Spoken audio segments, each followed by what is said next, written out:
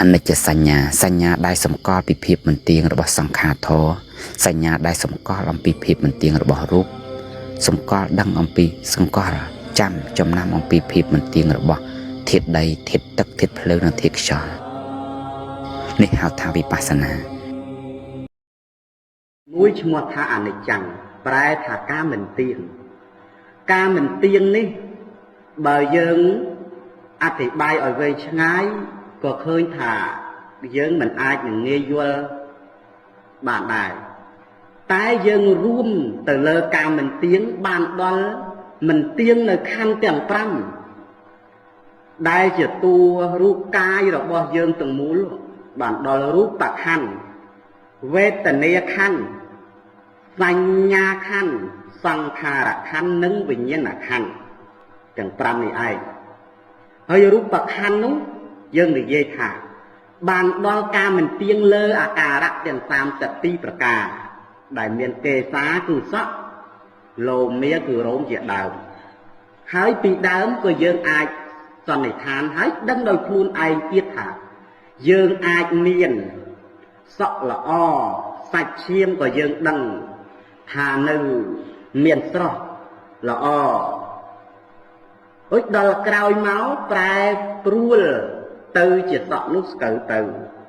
សាច់យើងធ្លាប់តែរលោងធ្លាប់តែមានពណ៌សម្បុរភ្លឺថ្លា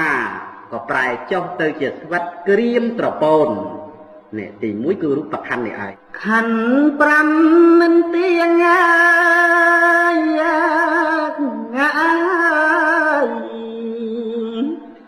តែ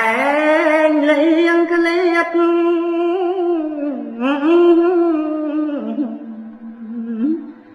លោកកធេតទាំងអស់ហើយឥតសល់អ្វី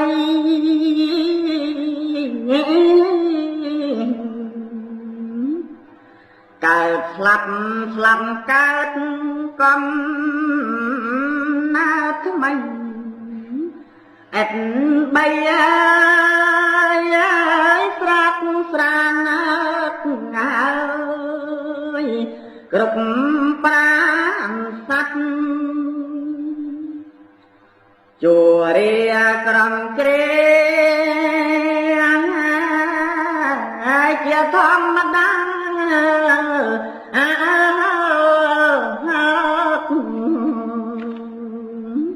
ខណ្ឌ5ឯក្តីណាក៏វិបត្តិណាលៀតចាក់ក្តីគិតរឹតស្ងប់ស្ងាត់អត់អ្វីបញ្ញត្តិណាឲ្យទៀងបានរូបបខណ្ឌមិនទៀងគ្រប់ថ្នាក់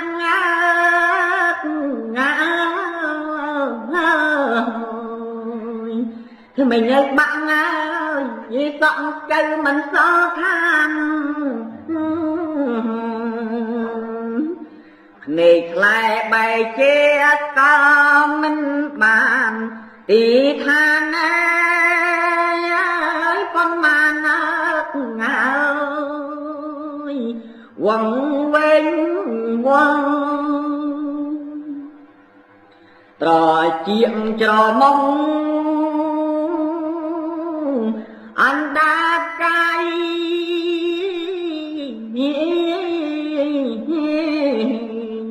ប្រែខ្លាយទាំងអង្គមិនមានសងសំលេងក្លិនរងសំផកផងវិលវល់ឈប់ដឹងដំណឹងសัตว์ខណាមិនទៀងតែងលៀងក្លៀតណាធ្វើឲ្យលោកធាតុណែប្រែត្រឡប់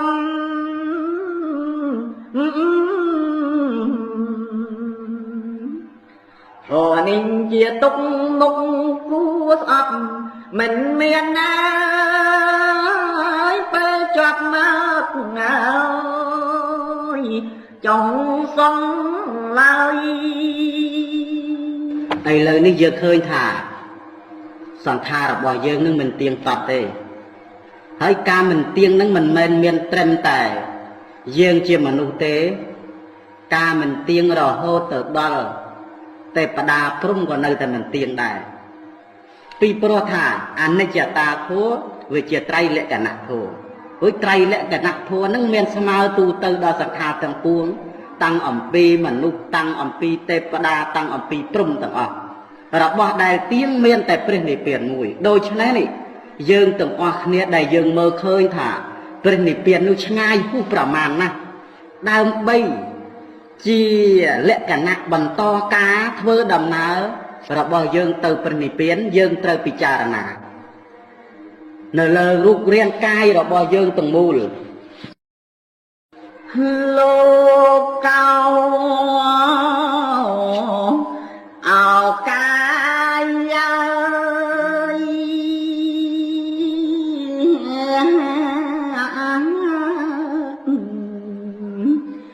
គួរណាស់ហើយគិតអនិច្ចា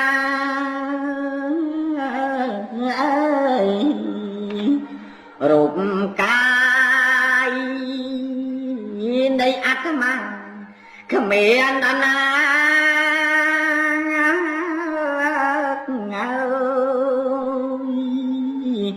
ហេតុ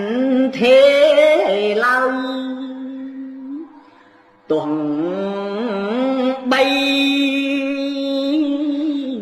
ខ្លួនមានក្រ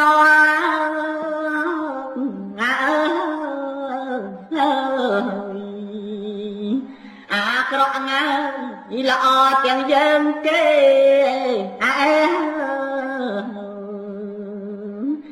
មិនដែលមានទំនេរសើអំពី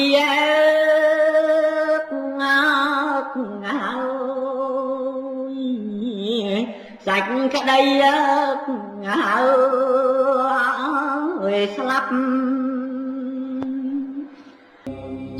បុគ្គលមានទ្រព្យសម្បត្តិច្រើនមានទ្រព្យសម្បត្តិច្រើនពេញមួយផ្ទះក្តីឬក៏ពេញទាំង10ផ្ទះក្តីពេញមានគំនោដូចជាភ្នំ1ក្តីភ្នំ2ក្តីនិងភ្នំ3ក្តីរហូតអស់ទាំងពាន់ភ្នំក្តីហើយបានយកទ្រព្យសម្បត្តិនោះទៅបរិច្ចាគធ្វើជាទានទាំងអស់សម្បីទានបុគ្គលធ្វើបុណ្យមានប្រមាណប៉ុណ្ណេះក៏មិនបានស្មើនឹងបុគ្គលឲ្យទានដល់ព្រះរិយៈមួយព្រះអង្គគឺព្រះសោតាបានឡើយបុគ្គលឲ្យទានដល់ព្រះរិយបុគ្គលមួយព្រះអង្គគឺព្រះសោតាបានរមែងមានផលខ្ពស់ជាងការឲ្យទាននេះជាងនេះទៅទៀតការឲ្យទានត្រឹមតែបាយមួយចំអែតប៉ុណ្ណោះបាយមួយចំអែតសម្រាប់អរិយបុគ្គលមួយព្រះអង្គគឺមានផលខ្ពស់ជាងការឲ្យទានទាំងពាន់ភ្នំចំពោះពួកជនទាំងឡាយដែលមិនមែនជាព្រះអរិយការឲ្យទានចំពោះព្រះអរិយបុគ្គលទោះបីជាព្រះសោតាបានក្តីព្រះសក្កទាគិមីក្តីព្រះអនាគិមីឬក៏ព្រះអរហន្តក្តីបុគ្គលឲ្យទានចំពោះព្រះអរិយបុគ្គលនោះអស់ទាំងពាន់អង្គក៏ឲ្យក៏មិនបានស្មើនឹងបុគ្គលធ្វើសេនាសនៈទានដែលបូជាចំពោះព្រះសង្ឃទាំង4ទិសដែលមានព្រះពុទ្ធជាប្រធានបូជាការធ្វើសេនាសនៈទាននោះគឺមានផលខ្ពស់ជាងការឲ្យទានចំពោះព្រះអរហន្តទាំងពាន់អង្គក៏រក្សាសិលមានផលខ្ពស់ជាងបុគ្គលឲ្យទានដែលធ្វើសេនាសនៈទានដែលមិនបានរក្សាសិលបុគ្គលរក្សាសិលដោយចម្រើនដោយសិល5ក្តីសិល8ក្តីសិល10ក្តីសិលនោះក៏មិនបានស្មើនឹងបុគ្គលចម្រើននៅអបណាឈានដែលជាមេត្តាព្រហ្មវិហារឡើយមេត្តាព្រហ្មវិហារឈានដែលបុគ្គលបានចម្រើនហើយរមែងមានផលខ្ពស់ជាងការរក្សាសិលនៃពួកជនទាំងឡាយទៀតមិនថាឈាននៅក្នុងព្រហ្មវិហារឡើយឈានដតីដែលបុគ្គលបានសម្រេចទោះបីឈានទី1ឈានទី2ឈានទី3និងឈានទី5រូបឈានទាំងអស់ទាំងអរូបឈានទាំងអស់បុគ្គលបានសម្រេចឈានទាំងអស់នោះក៏មិនបានស្មើនឹងបុគ្គលចម្រើនវិបស្សនាត្រឹមតែវិបត្តិម្រាមដៃអនិច្ចសញ្ញាដែលសម្គាល់ពីភាពមិនទៀងរបស់សង្ខារធម៌សញ្ញាដែលសម្គាល់អំពីភាពមិនទៀងរបស់រូប